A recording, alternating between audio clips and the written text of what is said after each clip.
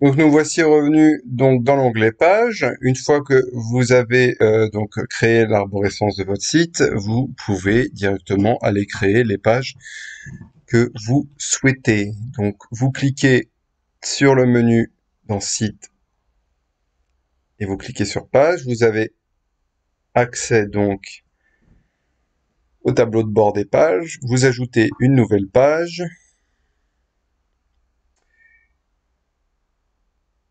Ça vous amène donc sur une deuxième étape où vous avez accès en fait aux différents thèmes qui vous sont proposés par WordPress sur votre gauche.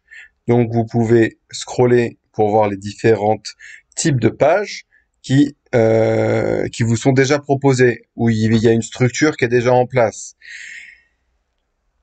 Donc il vous propose en fait différentes formes de pages d'accueil où vous voyez bien que vous allez pouvoir les personnaliser ensuite, mais il faudra donc rajouter les photos que vous souhaitez, etc. en bonne et due forme, mais vous n'aurez pas à partir d'une page blanche. Donc vous avez les différentes pages d'accueil.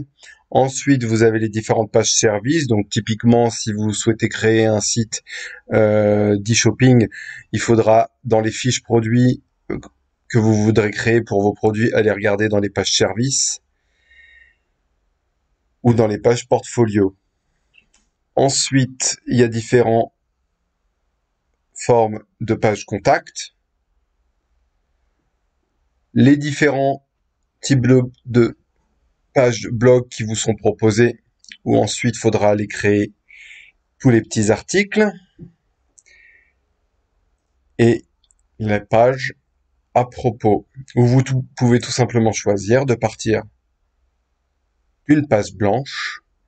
Et dans ces cas-là, quand vous partez d'une page blanche, il faudra ajouter l'ensemble des blocs que vous souhaiterez afficher dans votre page. Pour ajouter les blocs, vous cliquez en haut à gauche sur le petit onglet ajouter un bloc et vous avez accès en fait à la liste de tous les blocs qui sont disponibles pour créer la structure de votre page.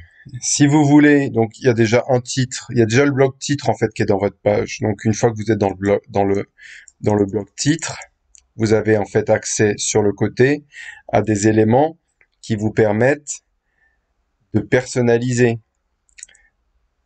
Donc quand vous allez typiquement dans le premier bloc, vous voyez que vous avez accès à deux onglets, page et bloc, et que quand vous allez dans l'onglet bloc, vous avez accès du coup à la taille de la police que vous souhaitez utiliser pour votre texte.